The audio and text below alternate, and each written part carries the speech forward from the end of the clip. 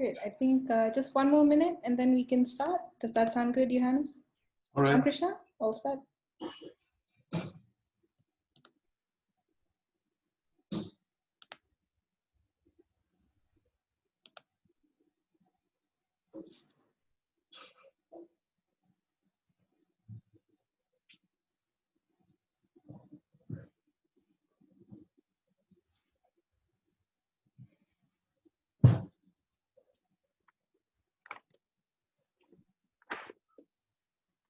Awesome.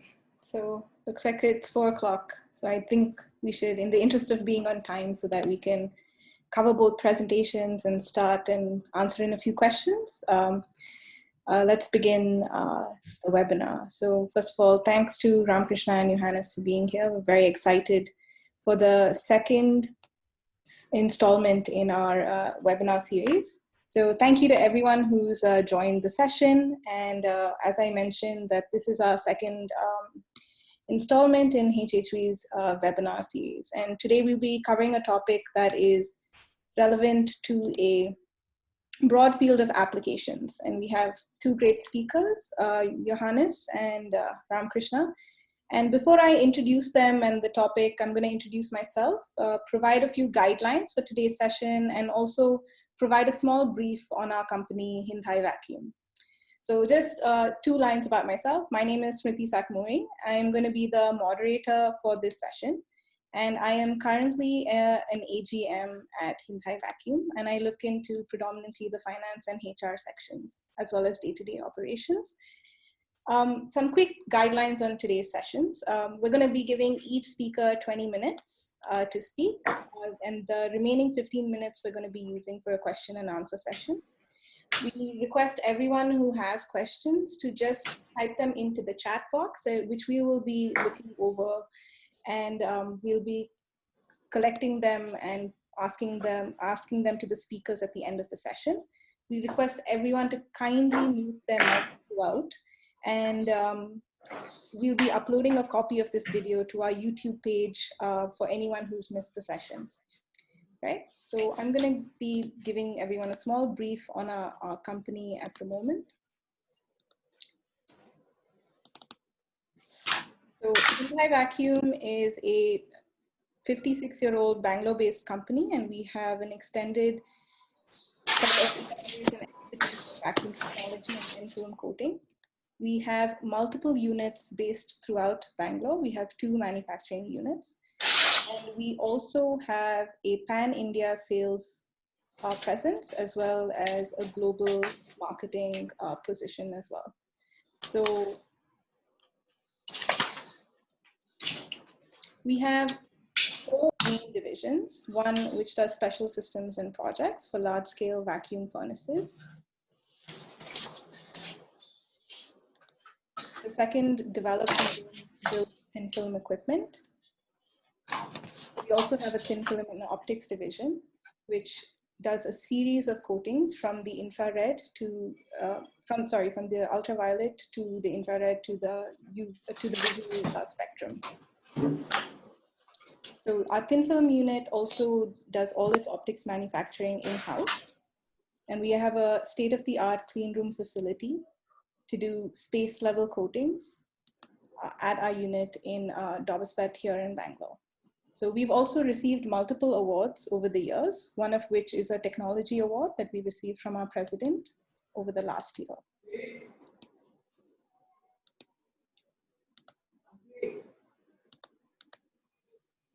So our webinar is going to cover optical coatings for laser applications. And as lasers are gaining worldwide predominance in environmental fields, including the medical and defense spaces, more and more powerful lasers are being used for a variety of applications. So to protect the user from harmful laser waves, optical coatings have to be used to protect users. So our first speaker is Johannes from Protect Laser in Germany. Johannes is the head of product development and has extensive experience in material science. He has a bachelor's in engineering and has been with Protect, who is a long-term collaborator of HHV.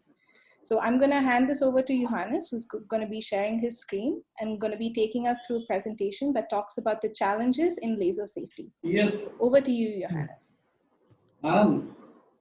Okay, hello, welcome everyone. First of all, I would ask everybody to mute his microphone, please, who is not speaking. That will help a lot.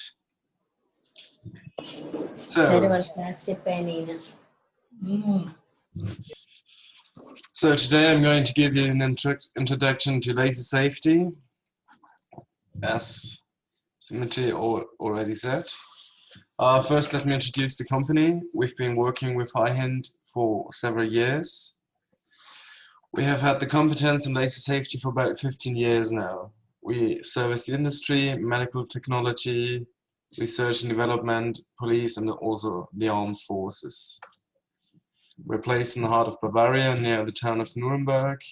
Maybe somebody has heard of it. If not, you can use Google, of course. We're also active in research and development projects like active windows, laser safety clothing, and several new projects that will come up in the next months. Your safety is our concern. So let me introduce myself. This is me on the picture. My name is Johannes Kittel. I was born in 1988, also in Bavaria. After my A-levels in 2010, I first studied process engineering and chemical engineering. Then I changed over to material science, which I finished in 2008. I did my bachelor thesis on syntactic foams. That is for lightweight engineering. I have bachelor in engineering, and I've worked with polymer industries, lightweight concrete industries, and now I am at Protect Laserschutz and the head of product development. So first of all, I'm going to give you a quick physics. So what types of lasers are there and how do they work? There are UV lasers, visible light lasers, near-infrared lasers, infrared lasers, and ultra-short pulse lasers. Those are the most important. So first of all, what is laser? Laser is light amplification by the bias silent, stimulated emission of radiation. So what does that mean? I will come to that later. So first of all, I'm going to show you a few lasers. First one is a UV Excimer laser. I'm going to start with the low transfer. They look like this. They're gas lasers with the inert halide compounds. There are several types like argon fluoride lasers, which are on the low level with 193 nanometers. Krypton fluoride with 248 nanometers, xenon chloride, and they only have pulse systems. The applications are normally in medicine, in ophthalmology, or in micromachining, means for writing waveguides and microchip technology. The next one I'm going to show you is an argon-ion laser. I'm sorry for the German word in it, I've missed that one. Those are ionized argon gas lasers. They're not very powerful, but they're widely tunable in the visible area between 455 and 528 nanometers. They have a very low efficiency. Sorry, it's a difficult word. They're normally used as pump lasers for medical applications and for laser shows. So you probably have seen them on concerts or anything like that. They're also dye lasers. They're a bit more powerful. They work with liquid dye solutions. They have widely tunable wavelengths. I will give you a few examples like rhodamide, cumine, so you can see all across the visible area. The applications are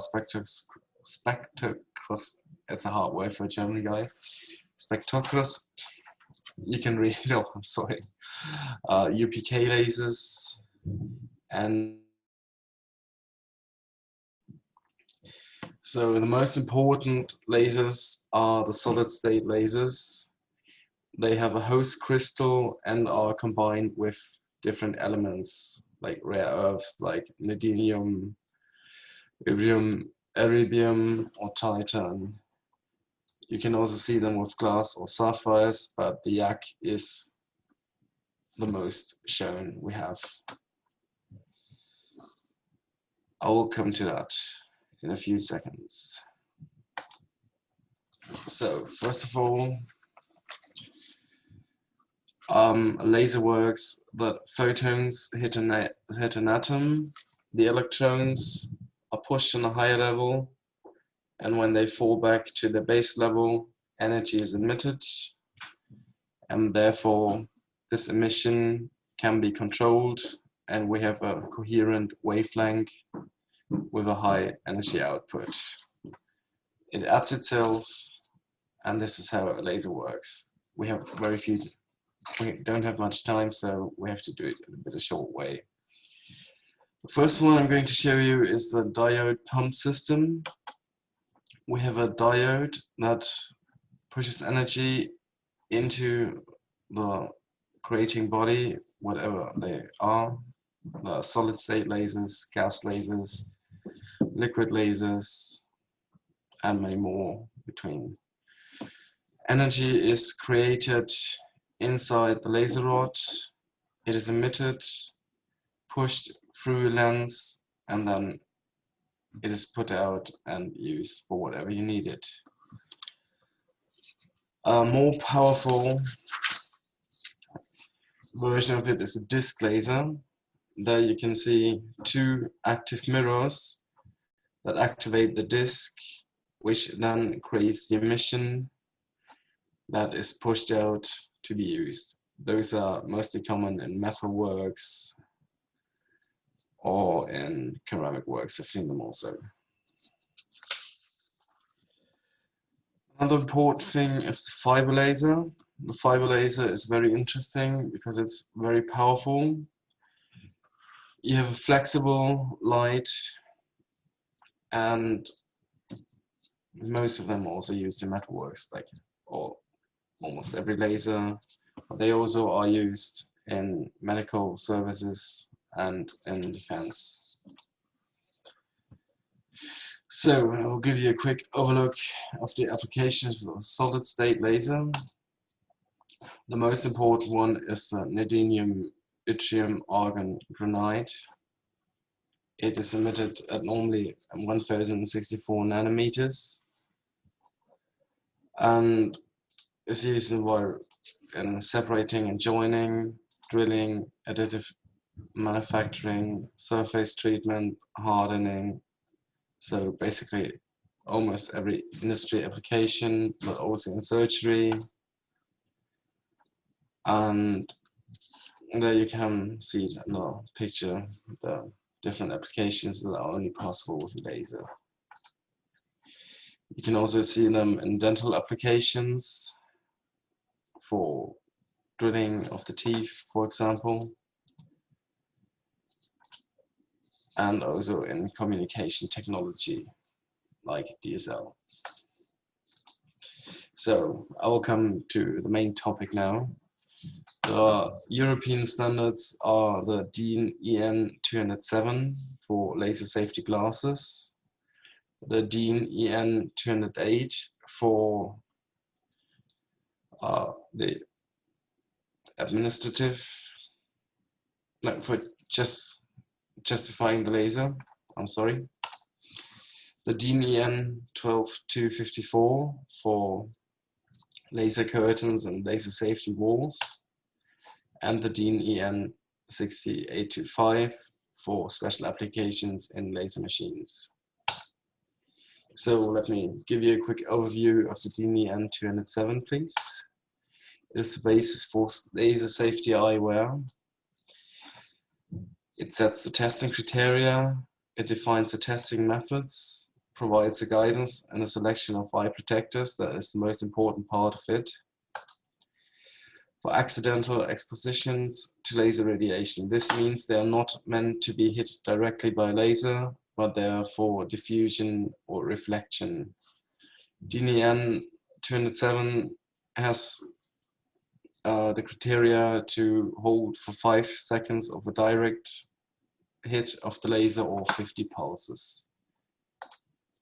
So they're not included like the general occupational safety eyewear, so splash protection, hazard protection, they're not included in it.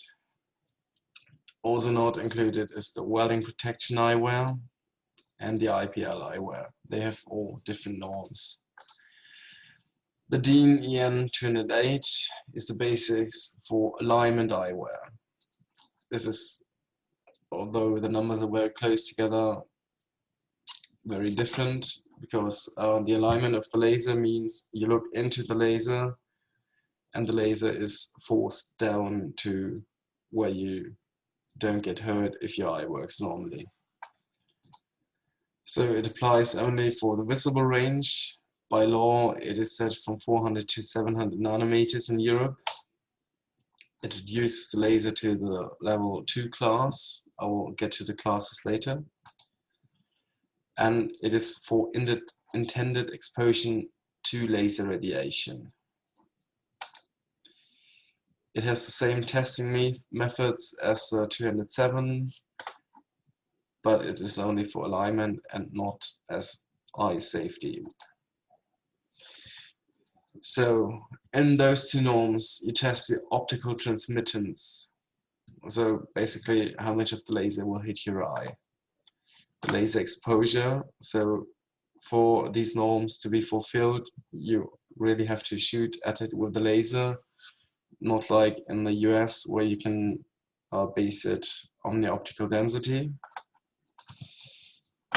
The protection levels with different laser modes. So for a continuous wave laser, impulsed, and for mode lasers. Also important is the visible light transmittance. That means how much of the daylight, that is also known in Germany of course, will come through your glasses. So you've seen on the foil 4 the DIRM. I will explain those. D means continuous wave, so your pulse is bigger than 0.25 seconds.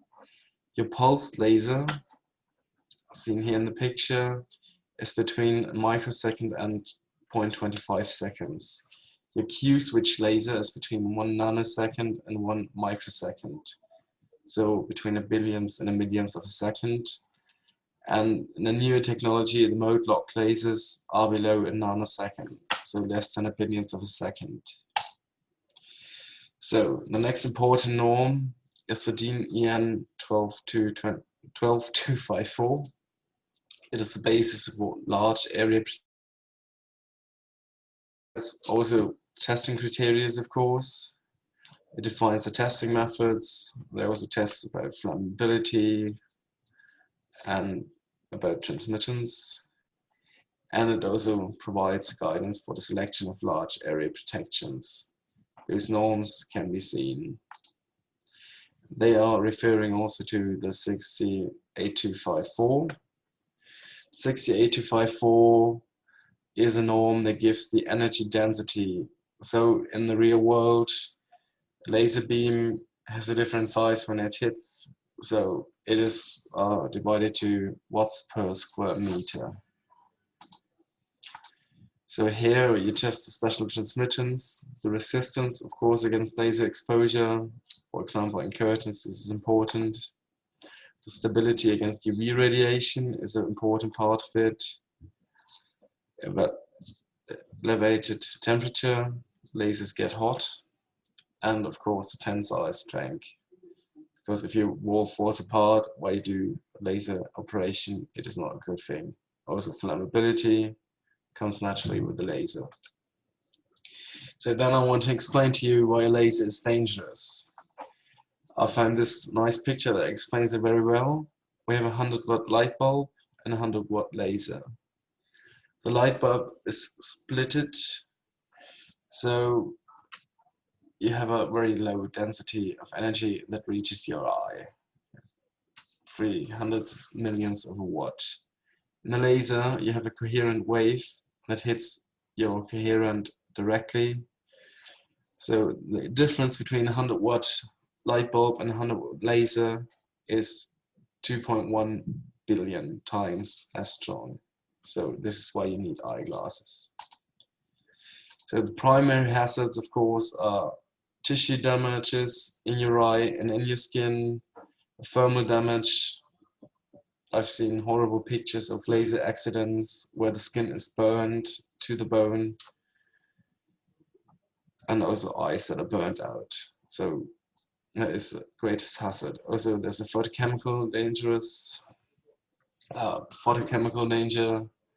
You have a high energy of photons that can lead to complications inside the cells, also to cancer, sun cancer, of course, skin cancer is a good. Your DNA can get damaged, and yeah, the skin sunburn, as I just mentioned. The eye is penetrated mostly by visible radiation, and for the most dangerous thing, the infrared. You can't see it, but it still hurts your eye. In those pictures, you can see how deep it penetrates. This is the UV one. This is the visible light, as we see today, and of course the infrared. So those two are not visible, but they're still dangerous.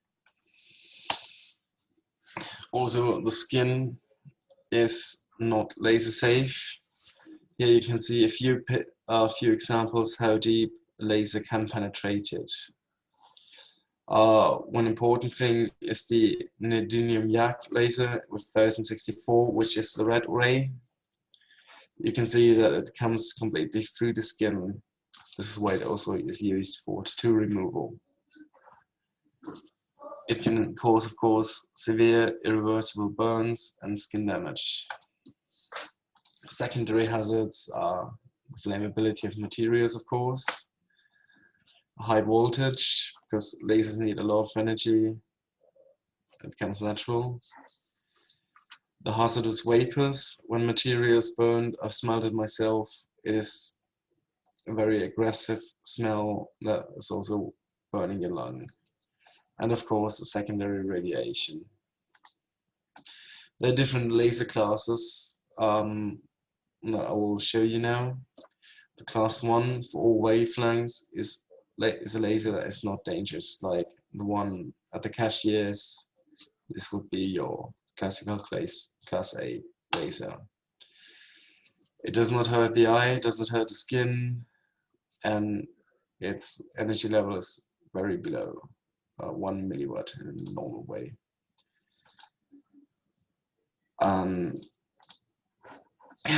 There are also a bit stronger lasers that are only dangerous if you hit with an optical element. So if you would look through magnifying glasses into one, you would actually hurt your eyes. Class 2 lasers is a bit more dangerous. They're in the visible area between 400 and 700 nanometers. The generally emitted radiation is not dangerous for medical normal working eye. So if your eye closing is for some reason not in order, you will hurt yourself. Lid closing effect. The exposure limit is 1 milliwatt. So this is important for laser alignment glasses, because in laser alignment, it is important that laser radiation that hits your eye is brought below this energy level of 1 milliwatt.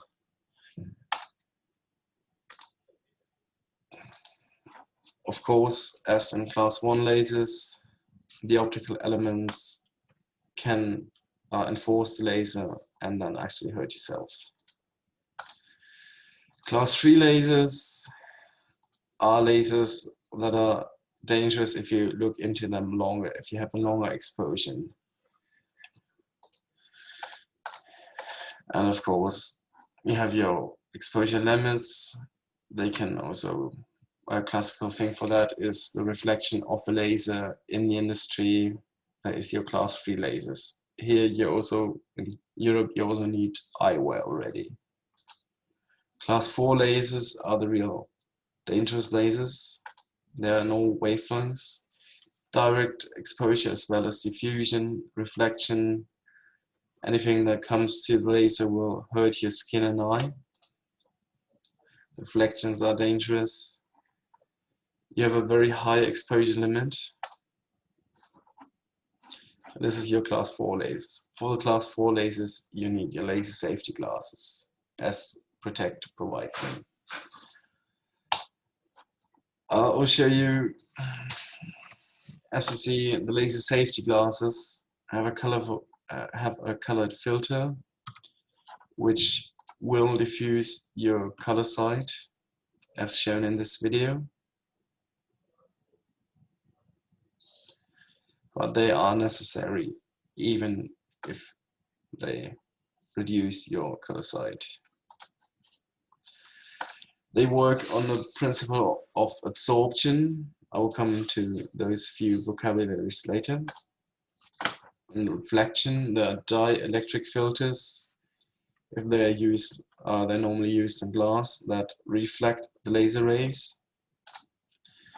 They have to be fire resistant, and there's a defined coverage area. For example, if you take laser safety glasses and put them on, there's a defined area where lasers can go in and have to be protected. The laser glasses have to be protected. On which color to choose, the glasses have different colors, of course. It is basically, you can see the circle of colors. So if you're in the infrared area, as the red says, you just have to imagine to go more outside it. So the contra color would be the green. So infrared lasers normally have green safety glasses. Like UV lasers normally have yellow safety glasses. Visible lasers most of the time have red, and you can get the picture, I guess. So I will come to the important vocabulary. The VOT, the visible light transmission, as I mentioned before, it is how much daylight will penetrate it. This is an important factor because if it is below 20%, you will have to enhance the lighting at the workplace. In Europe, the optical density. The optical density is like a physical size where the laser is reduced by a factor while it's being absorbed. Absorption basically is the principle of photons that are lost on the way through the medium. The best way to imagine it is to throw a hot glowing metal ball into water. So the water will absorb the energy and transfer it into thermal energy, and then entropy, the energy will be lost and the bulb is cool. This is how you can imagine absorption. Reflection, it is self-explanatory. Wherever lasers are used, wherever there are like blank surfaces, reflection will hit you at some point. This is why whenever class 3 and 4 lasers are used, you also have to wear eyeglasses. Diffusion is also an important part. Whenever a metal piece is hit by a laser, you will get a diffusion ray, which then will hit you as reflection into the eye. So wear your safety glasses. So the current challenges in laser safeties are that lasers are growing stronger and stronger. I've seen 20 kilowatt lasers now, and it's very difficult to provide glasses that are still wearable to give an adequate protection to it. There's a new problem of combined lasers. When you have different wavelengths and want to use one glass, you have to have different colors that are mixed, so the glasses will get more and more brown, and you will see less and less through it until it goes completely black. So there's a limit by physics at some point. And of course, it is a fast changing industry. You will also always have new applications. So product development, as my job, you will also have a new challenge every day. So for the end of it, as we all want to see things burn, I will show you a video of an aluminium plate that is hit by an infrared laser at 1064 nanometers. Due to my phone camera, you can see the ray. Normally, you can't see the glowing of it. So let me show you why it is important to protect yourself from lasers. We do have temperatures at about 2000 degrees in the center here. And as you can see, the aluminium is melting already.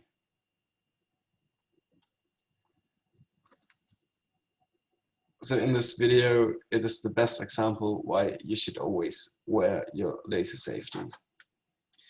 So then, I will thank you for your attention. I'm sorry for a bit of stuttering, but it's hard to do that in a different language. I still hope you enjoyed it, and I'm always there for your questions. Do not hesitate to contact me. Thank you very much. Awesome. Thank you, Johannes. Some great examples of the challenges of laser safety and why laser safety is important.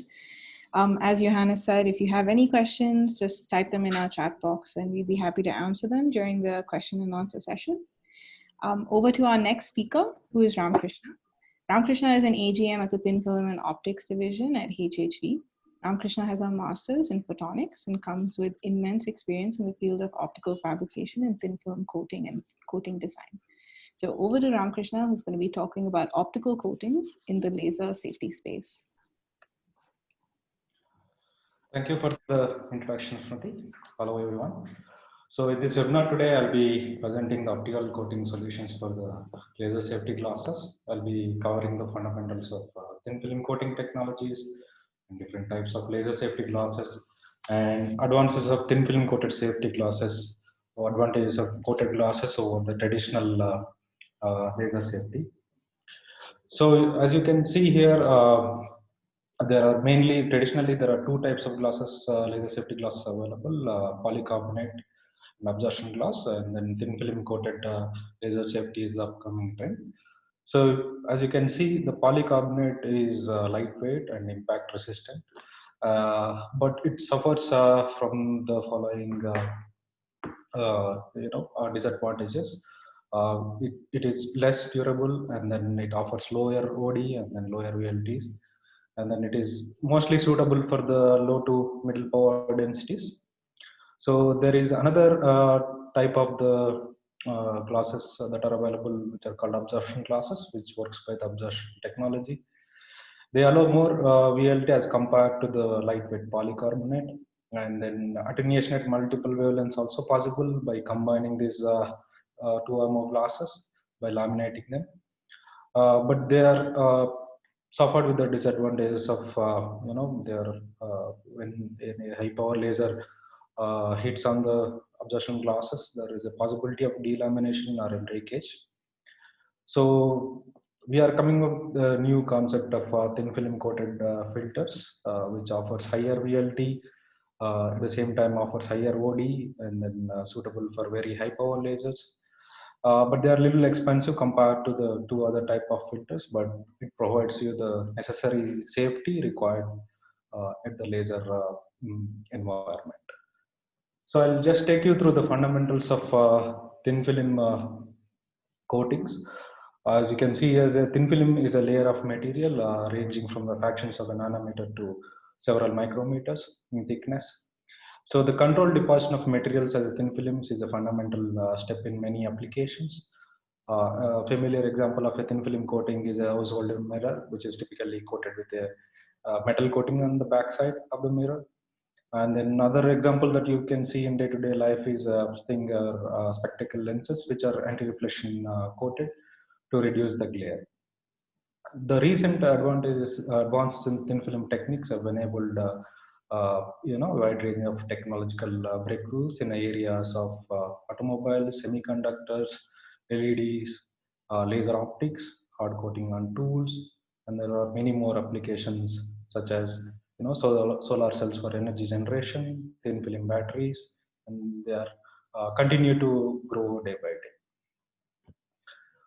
So basically, to the principle to reflect a laser beam is by depositing high and low index thin film layers over the substrate. So optical coatings works with the techniques of interference. So at the laser wavelength, we need to deposit high and low index layers such that the incident beam is reflected to form a high reflective laser reflective beam. So these by choosing the careful thickness of high and low indexes, it is possible to completely reflect the laser beam to angular range of 0 to 30 degrees. So this is how the reflective coatings works by the thin film coating technology. So one of the main key area in selecting fabricating a laser safety glass is the substrate selection. Substrate plays an important role in the laser safety eyewear. It should be defect free. So there are two options for selecting a right substrate. One is fused silica and other is a borosilicate because of its low absorption characteristics. Out of which borosilicate glass is cost effective, and then it is also available in the form of sheets, which makes the glass easier to process. And then it's also a good choice because it has got low defects such as pitting, and low internal absorption, and then uniform refractive index. So as a laser protection effect is based on the reflection, every scratch on the glass has to be avoided. And there is high protection glass are fabricated in our HHV's in-house fabrication facility. We take the sheet of the glass, they are cut into the required dimension, they are lapped and polished as per to the dimensional requirements. And then glasses are inspected using the optical instruments. They are inspected for its flatness, scratch dig, parallelism, and then all other required parameters using our in-house testing facility. When it comes to the coating technologies, there are various types of technologies are available. So the right technology has to be chosen for this particular application. A comparison chart of most popular coating technologies are presented in the table. The factor to consider here are the stress, laser damage threshold, and then of course the cost for producing these coatings. So ionisted electron beam deposition is selected as a process for these coatings due to its low cost, process speed, and then process versatility. So to take the IAD process, while material is evaporating, a substrate, thin film substrate is bombarded with the harder and more durable layers with ions, and then they are less affected by the environment, they are more stronger, and then more stable films we can form using that technique. So ionized deposition is much more advantageous over the conventional electron beam techniques in a way that the deposition can be carried out at room temperatures so that the heat sensitive materials such as polycarbonate or the objective glasses can be coated without damaging the properties of the substrate. So that's a very good advantages with the technique. So we have in-house coating machines with this technique, more than 20 machines we have. So due to its versatility, most of our laser products are made using this technique. So the next subject comes out that thin film material selection. It is a very key aspect in the coating design. The selected materials have to be meeting the following characteristics such as low absorption, low stress, and then high damage thresholds. Here we can see in the graph, Ta205 and SiO2 combination is the one which gives the low stress as well as high damage threshold. The refractive index difference between Ta205 and SiO2 is low compared to the other two combination of material, so which gives rise to a larger coating thickness, but it has got many other advantages compared to others. So as you can see, using this combination, we have done few laser coatings, and then we have, you can see the certification saying that our coatings pass through 20 joules of centimeter square damage thresholds. And then we have characterized the material with IAD techniques to have the low absorption. You can see in the graph, the absorption is to the 3 decimal points. So such a low absorption coatings we are able to produce using the ion-nested deposition technology. So all our laser safety glasses and laser mirrors are coated using this combination to get a very good damage thresholds. The other key area in depositing laser coatings is depositing the coating in a much clean environment. So for the laser coating, defects on the substrate as well as defects on the coatings to be avoided. All the substrates that we use or that we fabricate are ultrasonically cleaned to remove the dirt, oil, grease, and other component using the soap solvents. And then they are loaded into jigs in the laminar flow, and then the coatings are done in ISO 7 clean rooms. So HHV has got all sophisticated machinery with all the required thickness controls for high precision coatings. We have over 20 plus coating chambers, with the largest size being 1400 diameter chambers with nested depositions. So all these coating units are in-house manufactured. Each machine is customized to suit the specific needs of the products. So when it comes to the specifications of as John has explained, optical density and then VLT are the two important factors which defines the characteristics of a laser safety glass. So optical density is the attenuation of the light that passes through the optical filter. So the higher the value of the OD, the higher the attenuation. As you can see, the graph that is shown here is of Kg5 absorption glass. So it means to say that at 800 nanometer wavelength, you can see optical densities of 2, which means to say that it allows only 0.01% of transmission through the filter. So whereas optical density 4, for example, it allows only 0.0001% of transmission. So as more the optical density means that the lower transmission value transmitted through the filter. The other important characteristic is the VLT, which measures the amount of the light the eyeglass transmits in relation to the sensitivity of eye. So at lower level of transmission, it will become very difficult for a person to see the laser light, and then again the eye goes into the night vision mode, which can lead to the situation where the user cannot see the correct warning signs, colors, or nearby equipment may not be easily perceived. So higher the VLT, the better the performance of the filter. So for example, I'll take you through a few of the applications that we have developed in-house. If you see the most popular 577 yellow laser, it is used for the laser treatment of diabetic retinopathy. And then yellow laser proved to be extremely effective and then safer than the conventional green laser. It's proved to be 40% more efficient than the conventional green laser. So when a surgeon is operating eye of a patient, he needs to wear the laser safety and then to protect it from harmful laser radiation. So they have to provide a good blocking to the laser wavelength. For example, if you see for this 577 laser safety glasses, the peak wavelength is at 577, and then laser has to attenuate the wavelength from 572 nanometer to 582 nanometer. At the same time, it has to meet the requirement at 0 to 30 degree. And then to see the real color of the tissue, the VLT also is very important. It has to be at least 40% of the light has to be passed through the filter. So let's see how we have done this filter. So we experienced a few design challenges when we are fabricating this filter.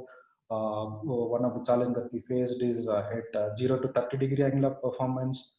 In the conventional design, you can see the shift of 0 to 30 is more than 35 nanometers. With this, the filter at 30 degree, it is going out of the range. And then we use the technique of optimizing the high index layers to low index layer thickness differently.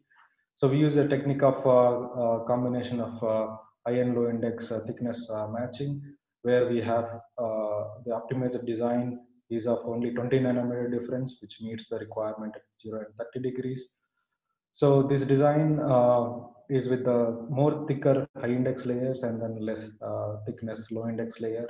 So with these techniques, we are able to meet the optical density at 0 and 30 degrees.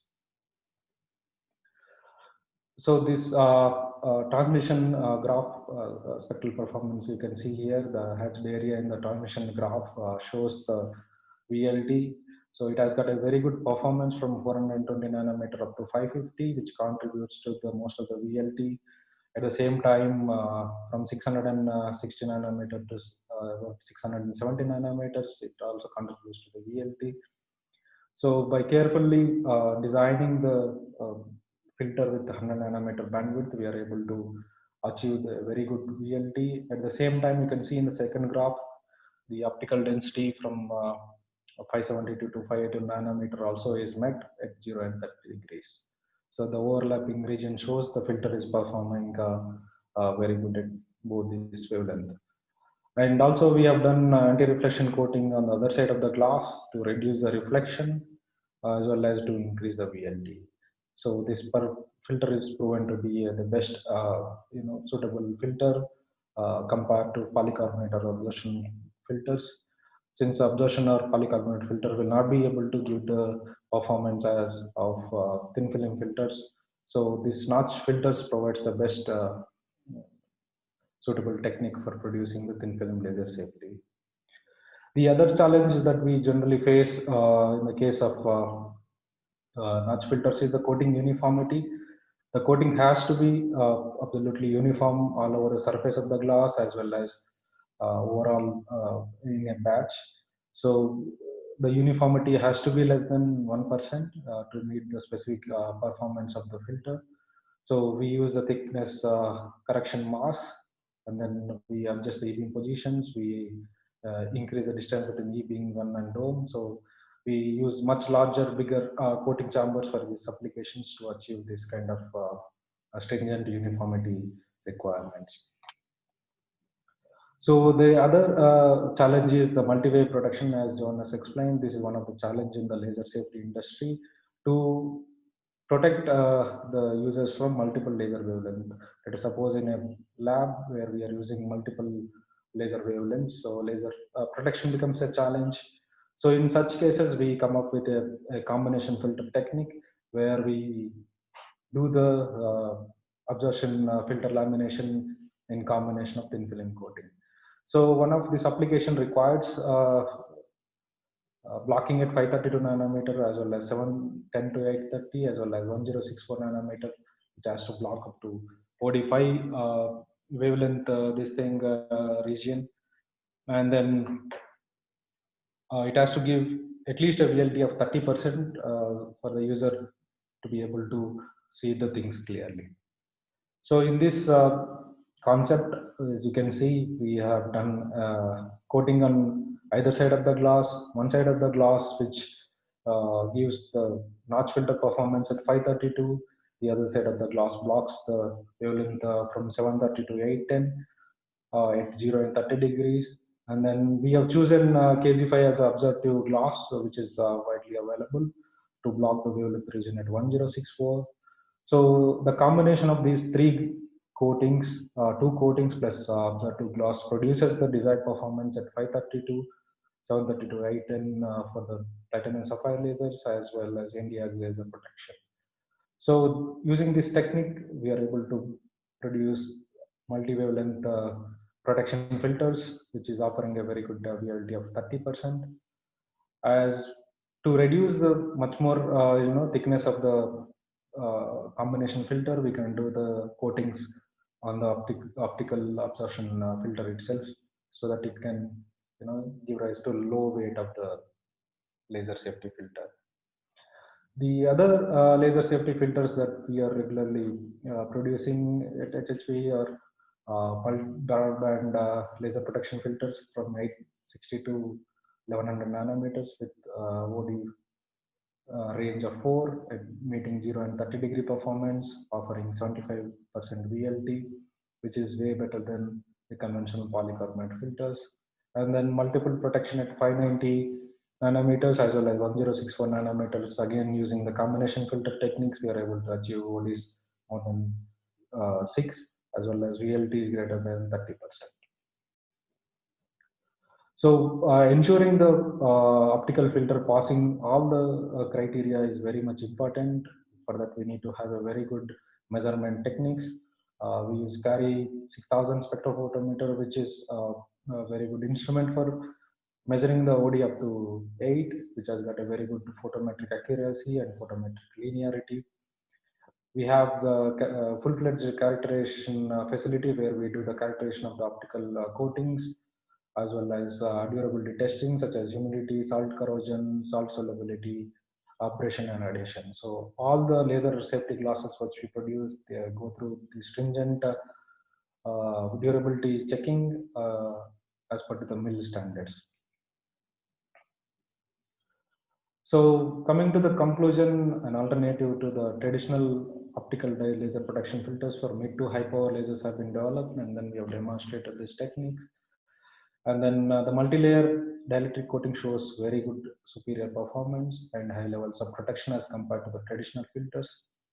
The dielectric coating has excellent color neutrality. It does not affect our color perception. It can be combined with either polycarbonate or absorptive filter to address the need of the multi-band protection.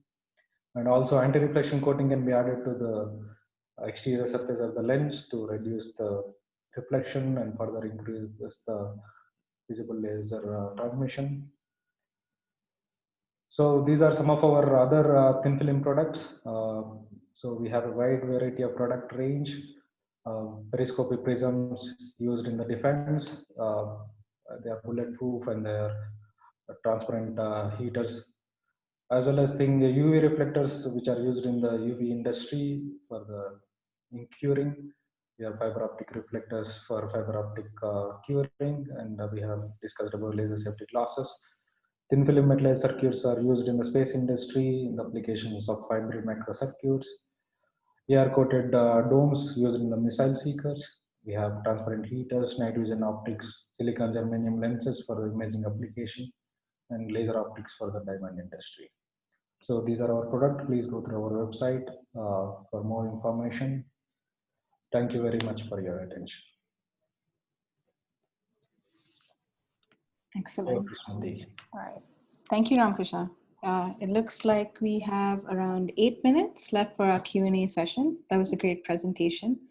So we've been going through the chat box and we've picked a few questions for our two speakers to answer.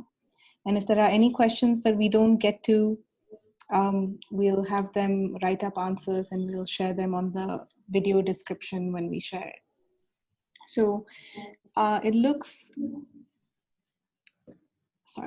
like the first question we have is with regards to laser classes.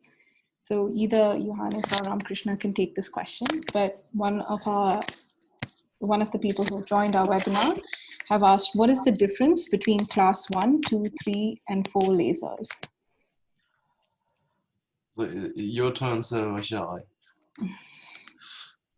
Yeah, so yeah, Johannes, as we understand, the major difference between the class 1, 2, 3, 4 are defined by its power, right? Yes. Basically, you can say that from class 1 to class 4, it's getting more and more dangerous. Like class 1 lasers do not cause any damage unless you look into it with like a magnifying glass or for binoculars, that's the word I was looking for, or microscope. Then a class 1 laser may get dangerous. Class 2 lasers, they need your natural safety mechanisms like your lid closing effects, and class 3 and 4 lasers are simply hazardous and need to be handled with safety precautions. This is the short-term explanation for it. So they're defined by their power, by the wavelength, and how dangerous they are. Excellent. Awesome. So I think that gives us a range as to how the degree of hazardous hazardousness ranges from class 1 to class 4. The next question we had is, what is the testing process to qualify a laser glass or a laser safety glass, and how does it vary from laser class to laser class? The testing process is always the same. Whenever you see, I have this one on my desk, so I'll use that to explain. Whenever you find a material that you think that could be laser safe, I don't know, maybe this geometry triangle or this drinking glass, you first have to guess what sort of safety levels you could reach, and then the norm in 207, the 208, the 12225 or 68825, they give you they tell you how to which powers to use, which distances, and which beam diameters to use to shoot at the object. And it is a simple question of will it hold or will it not hold? Will it go up in flames? Then it's bad. If it doesn't go up in flames, it's not bad. Yeah. And if there's not too much radiation that is defined by the norm, so if the laser goes through it and there's a burn in my hand, it will also be bad. To say it in layman terms. It would hurt, definitely. So are there any specific tests, Johannes? Like, is there any specific equipment or any specific procedure that has to be followed, or? You have the range of UV lasers. You have a range from 315 to 1400 nanometers. And the ranges above it, they are defined by the norm 207. So if you shoot with a Nd:YAG laser, you can qualify the safety classes from 315 to 1400 nanometers. So let's say if it holds 80 watts at 1 millimeter diameter laser radiation, you will have a DAB7 in 315 to 1400 nanometers, for example. Understood. Ramkrishna, anything you wanted to add? Yeah, so Johannes, I would like to know about the testing procedure of this thing. How expensive is it? Like, is it normally available to the general users, or is it very expensive testing? Well, it depends on how much you pay for the laser is not the matter. I've seen at the testing facility, they use like a 30-year-old laser that they bought from some run-known company.